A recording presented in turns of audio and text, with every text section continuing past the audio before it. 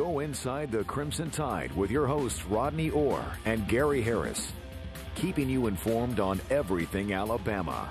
And now, Tider Insider TV. And good evening, everybody. Welcome into another edition of Tider Insider TV, presented each and every week by Buffalo Rock. Alongside Rodney Orr from TiderInsider.com, I'm Gary Harris. Tonight, Rodney, I'm always changing it up. I go diet because I'm trying to get off the sugar. Lately, I have really, love that sound, by the way, I've really caught on with this Pepsi caffeine-free in the gold can, because at night, I'm pretty high-strung anyways, I can get all that great Pepsi flavor without the caffeine. I don't have to worry about staying up. So pick up a great Pepsi product next time you're at your local grocery store and try this caffeine-free if you want to have that great Pepsi taste at night and not have to worry about staying up. Pepsi, a Southern original from Buffalo Rock. All right, Rod, let's get right to it. We're going to begin with Bama basketball being back in the NCAA tournament for the first time since 2012 and only the second time since 2006. Now, this afternoon, prior to the team leaving for Pittsburgh this evening, Avery Johnson, the head coach of Alabama basketball, met with reporters and talked about being back in the big dance and being ready to play on Thursday night. Obviously, we're excited to embark on this yet another new season. New opportunity,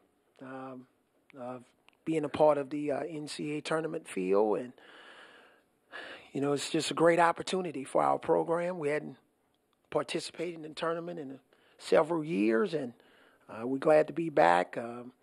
But at the same time, we think we have a lot of really good basketball left in us. We've kind of scratched the surface of our potential, and we just think there's a lot more there left to be desired. And to be determined. And I think he's right. Last Tuesday we sat here, Rod, and we just shot straight. Alabama had lost its final 5 regular season games. I said they had to beat Texas A&M to have an opportunity to get in the tournament. And if they beat Auburn, they were in for sure. Well, they did both of those things.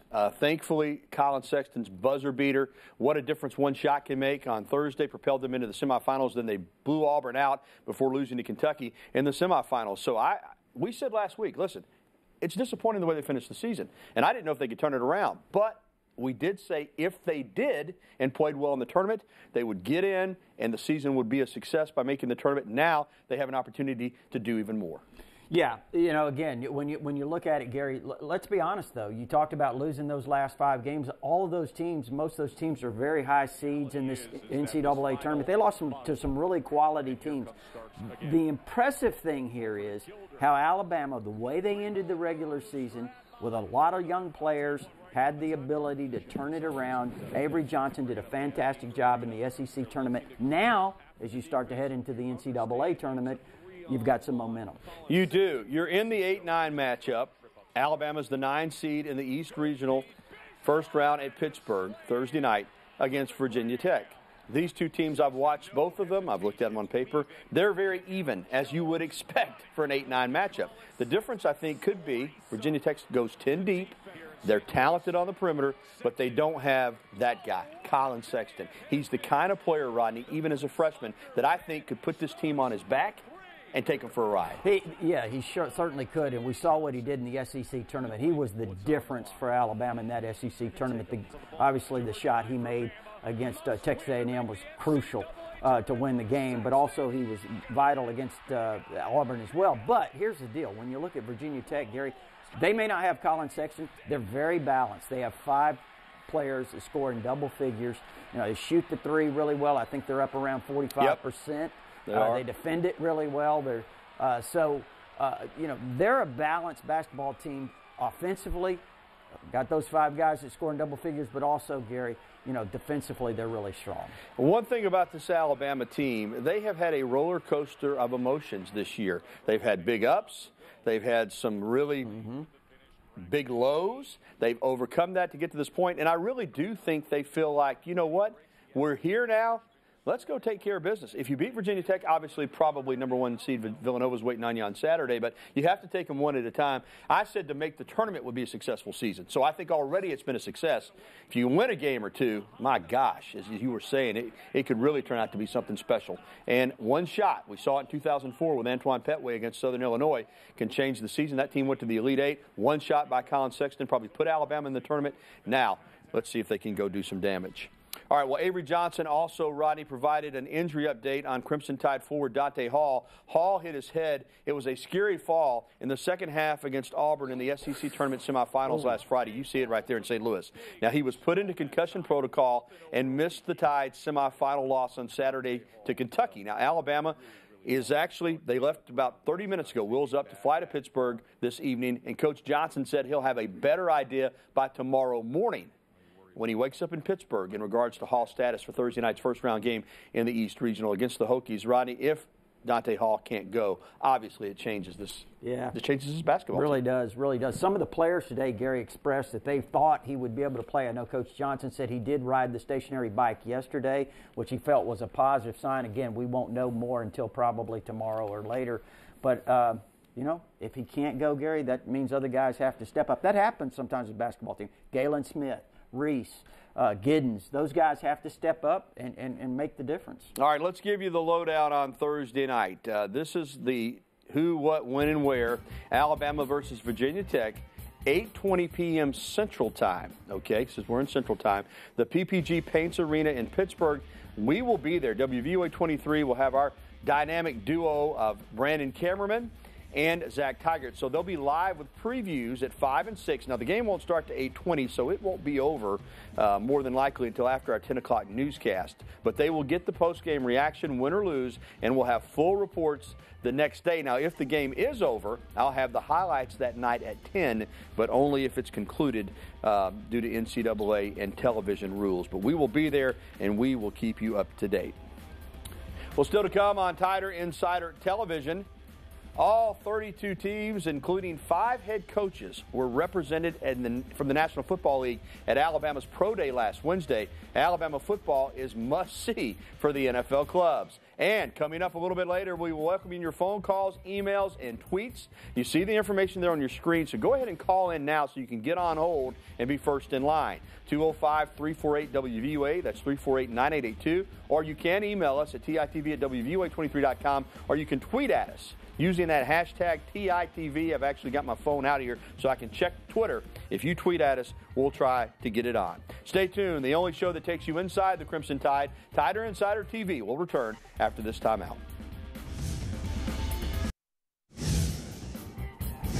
Welcome back to this spring break version, I guess, Rodney, of TITV. The campus is quiet, but that won't be the case next week when spring football cranks up. Well, it was a quick turnaround for a number of Alabama football players hopeful of making it in the National Football League in 2018. Just a couple of days after participating at the Scouting Combine in Indianapolis, several former Tide stars went through drills at the Hank Crisp Indoor Facility in Tuscaloosa last Wednesday. They were joined by other former Tide players who weren't invited to the Combine but were hoping to catch a coach or a scout's eye. All 32 NFL teams were represented as Alabama's Pro Day is must-see for the National Football League. Among the head coaches in attendance, listen to this.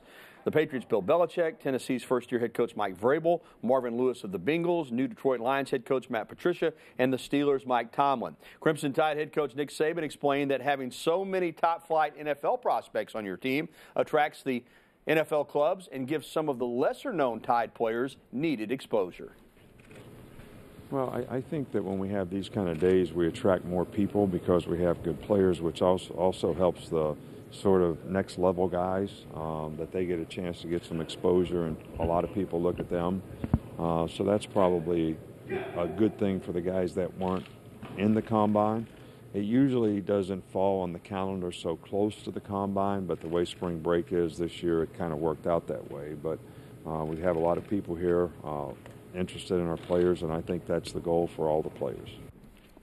Well, former Alabama All-American linebacker Rashaan Evans was one of the 19 former Alabama football players that participated in front of those 32 NFL teams last Wednesday during the Alabama Football Pro Day. The NFL coaches, scouts, And the executives got a big dose of Evans, who at 6'2" and 232 pounds is fluid, athletic, and powerful. He also did well at the Combine, but not run the 40-yard dash at either event. He's expected to at the next Alabama Pro Day. He's a surefire first-rounder, and Alabama head coach Nick Saban says that he's a credit to the University of Alabama football program. Oh, Rashawn's been a fantastic player for us. He's always been a good person. He's been a good leader. He's always set a good example in terms of the things that he's done. Certainly was a very productive player for us in several different roles. So I can't say enough good things about, what he's done in terms of his contribution to the program on and off the field. And Butch Jones has updated his wardrobe. Out with the orange, in with the crimson. Jones was on the field in Tuscaloosa in Alabama gear on that last Wednesday during the Tides Pro Day. There have been numerous reports that the former Tennessee head coach is going to be hired by Alabama, and that is certainly, appears to be the case. But when asked about it, Nick Saban would not confirm anything just yet. Rodney, we mentioned this last week. I know a lot of people are having some fun, but I think if Butch Jones, or when Butch Jones joined this staff officially, it's a great move. Yeah. Well, again, it wouldn't be an on-the-field role, even though he certainly qualified, did a fantastic job, I thought, of rebuilding Tennessee from where they were when he took over. But, Gary, you hire him in an analyst role. Mm-hmm. I mean, you're getting a guy that's very experienced. He's got a good offensive mind, so I think it would be a tremendous hire. And your thoughts on the Pro Day? And there'll be another one, 28th coming up? Something like that. Much like the Combine, I mean, this is also a recruiting tool. When guys, high school prospects, see every NFL team, including 5 of the head coach and Bill Belichick among them, that draws in interest from high school recruits. Absolutely. I mean, it's a who's who, Gary. We're standing out there watching, you see Bill Belichick and various other NFL legends on the field watching, evaluating Alabama players. I think, and Coach Saban mentioned the fact that it allows these other kids that don't get invited to the Combine. How about Jamar King? You mentioned him. I think he ran, a 4.8? He looks Amazing. good. He didn't play much here on the defensive line, but you look at him, man, he looks like an NFL guy. Yeah. Who knows? Cam Sims had a good day. Maybe those guys will get shots. This time next week, Alabama will have been on the practice field for the first time. Spring drills open next Tuesday.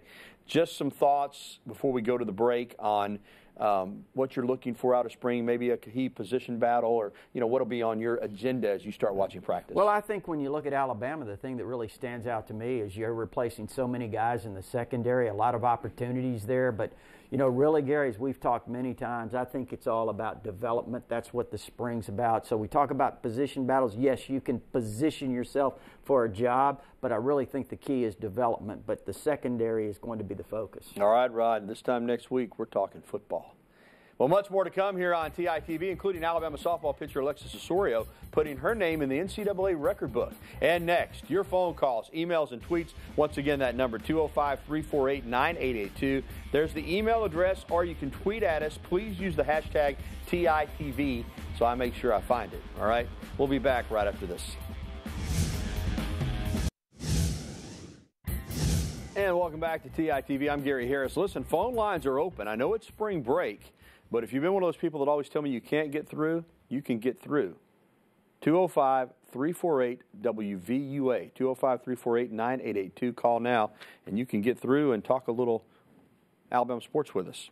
How about senior pitcher Alexis Osorio's historic weekend in the circle at the Crimson Classic? She's earned recognition at both the conference and national level. She's this week's SEC Pitcher of the Week, USA Softball Player of the Week, and the Louisville Slugger NFCA Pitcher of the Week as well. Last Friday against Boston College, she opened the weekend throwing the 7th no-hitter of her career. The following day against Fordham, she tied the NCAA record for strikeouts in a 7-inning game with 21, becoming just the second player in NCAA history to ever do it. Osorio capped off the weekend with a 3-pitch save on Sunday against Sanford, retiring the final batter in the 1-0 win with what else? A strikeout. Now, I had the pleasure of doing play-by-play on those games, and thanks to Crimson Tide Productions, here's another look at her NCAA record-tying strikeout day. Johnston swings right through it. There is a strikeout to end the inning. That's the Osorio rise ball. It just explodes out of the zone. Strike 3 called. Alexis Osorio climbing the ladder again. And it's another strikeout for Osorio. There's a strikeout. This thing has started moving now. And there is the strikeout. So 12 outs, 12 strikeouts. The K-Watch is officially on, and strike 3 called. Nope. Another strikeout. She strikes out the side again. There's the change-up for strike 3. Strikeout, number 21 to end the game. Rodney, I can tell you, and I've seen a lot of sporting events, as you know, I've never seen anything like that because I've never seen a pitcher strike out 21 batters in a 7-inning game because it had only been done once, and that was in 1991 by, I think her name was Michelle Granger. Granger was her last name, a pitcher for California. So that's quite an accomplishment. Yeah, pretty dominant, wasn't she? Yeah, she's good. Alabama opens conference. They play at Georgia Tech tomorrow night, then they open conference play next weekend, or this coming weekend at Auburn. All right. We got a phone call, and the guy didn't want to stay on the line. So phone lines are open, but I think we have his question. Is that right, Steve and Seth? All right, let's take the question that somebody called in with and did not want to stay on the line. Okay. Okay, don't have it in the system, but could Tua and Jalen possibly be on the field at the same time, in your opinion, Rodney? Well, all things are possible, I guess, And listen, I think they probably worked on that package, last year a little bit, but, who knows what's going to happen. I mean, that's really tough to predict, but it could happen. Yeah, it could be. All right, while we're waiting on some phone calls, 205-348-WVUA. This hasn't happened in a while. Phone lines are wide open. Get through. Let's take an email, Seth and Steve, and see what we've got. This is from Leslie in Albertville. Will Riley Norris return to the Alabama basketball team next season? It's a good question, Leslie. I really don't know the answer. Rodney, he is a senior and had his senior day, but he, from what I understand, did not play in the maximum amount of games this season, so he's still eligible for a red shirt. Now, he may have already graduated. If not, I know he's on pace to graduate, so he'd have the option of either coming back to Alabama, transferring somewhere else as a graduate transfer and playing his final year, or just not playing any more basketball, period, or maybe trying to play overseas somewhere professionally. So I think it's a possibility. I just don't know the answer. We've had this question, a few times already. Yeah. The question to me is, when is the date that generally that these decisions are made? We haven't had one of these pop up in a while. Yeah, I don't know. We'll just have to wait and see. But I tell you this, Riley Norris is a good basketball player. You see him there, number one, and they've missed him, his leadership and his experience down the stretch. All right, no phone calls yet? Still no phone calls?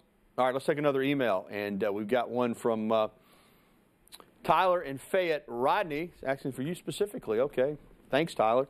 Rodney, were you surprised that Damian Harris returned for his senior year and didn't go to the NFL? Well, yes and no, to be honest with you. I think when you look at a guy that's a quality player like Damian Harris, he's had back-to-back 1,000-yard seasons. In fact, this year I think it was 1,000 on the dot, Gary. Had a really big year, broke a lot of good long runs, showed his speed this year. Remember last year, Gary got caught from behind a few times. But, again, at the same time, Damian Harris, in terms of what he likes, he loves the college experience. He loves being a part of this program. He's in line to have a really big year, Gary. I know, again, they'll share the load. They've got a lot of quality backs. But, it is refreshing to me to see a guy like Damian Harris who really has proven himself that probably could have gone on the NFL and done well to make the decision to come back. All right. Still to come on this edition of TITV, the Alabama gymnastics team takes down Auburn again. But first, I want to say more of your phone calls. We only had one, and that caller wouldn't stay on the line, so there's the number again. We're wide open. I think we got another email or two, but if you want to get through, and you're one of these people that always tell me that you can't, spring break is your time, all right? 205-348-WVUA, that's 348-9882. You can email us, or you can hit us up on Twitter, #TITV. We'll be right back with more of the show that takes you inside the Crimson Tide, Tider Insider Television. Still to come, an Alabama baseball update, but right now, Rodney, let's go right back to the phone lines and asking you shall receive. We got some callers. Steve was with us in Helena. Steve, thanks for calling in. What's up, man? How y'all doing tonight? Doing well. I was wondering if Alabama ever got that defensive line transfer from anywhere, but they said Rice, they was looking at one out of Rice. Yeah. Did they ever get one? Haven't gotten one yet. They had looked at him, and I know there's another player that's possibly in the mix that they're looking at. Right? It's a good question. Where does that stand? Well, I'm not sure the one from Rice, who was mentioned earlier, maybe a few weeks back. I don't think that's probably going to happen. But there is a junior college player, College of San Mateo, Tavita Musaika, who is a 6'1", 230-pounder, Gary, who really had a successful career there. And he's supposed to visit here in a couple of weeks. And we'll see what happens. You know, again, they could add him, Gary. He would be a part of this class, the one that just signed, and would report this summer. So he could become a valuable addition. Yeah, they're still looking to add a defensive lineman, no doubt about that. All right, we got time for one more call? All right, let's go to Bob from Daphne. Hey, Bob, thanks for calling in. What's up down there on the Gulf Coast, my friend? Hey, fellas, it really is good to have a chance to talk with you. I watch you on television down here. We kind of rigged our television so we get local Tuscaloosa stations. I love it. Great. Listen, I had a couple of questions. One's about the quarterbacks. Has Jones not come along enough that he would be an adequate replacement or man to put in the game if we had some problems there? I hadn't heard anything about him. All right, Bob. It looks like we're scrambling to pick up somebody. Well, I think they're fine with Mac Jones. You know, he redshirted last year. You've got Tua Tagovailoa and Jalen Hurts. They're going to have the transfer coming in from East Carolina. But I don't think anybody's lost confidence in Mac Jones. Do you? Yeah. No, Mac Jones, I think he progressed really well. I think Brian Dable was really high on his potential. Again, you know, you look at him, he probably needed to get a little bit bigger. It sounds like he's doing that. But you've got, as Gary mentioned, Tua, you've got Jalen, you've got Mac Jones, and now Gardner Minshew has announced that he's going to be a grad transfer from East Carolina. So right now, you have 4 quarterbacks, Gary, that are going to be on scholarship. Last year they played with 3. So if everyone stays, you'll have a pretty stacked deck. All right, thanks for the phone calls. We'll be back to wrap up this edition of Tider Insider TV right after this. Alabama Gymnastics is getting on a roll. They took on Auburn in the Elevate the Stage meet last Friday night in Huntsville, and they took care of business, winning at 197.3 to 196.9. It's their second highest score of the season, their second win over Auburn, and they host top-ranked Oklahoma on Friday night. Alabama baseball rolling over Alabama A&M. It's 8-0 in the third inning. Highlights at 10. Well, our beautiful shirts and ties, as always, provided by the Locker Room in downtown Tuscaloosa, home of the original elephant wear. I encourage you to go by and see them for yourselves in person or shop online at their website, locker-room.biz. You'll feel like $1 million and you'll look like it too. All right, that's going to do it for the show. A reminder, you can catch a replay tonight at 10:30 here on WVUA 23 or find it anytime at WVUA 23.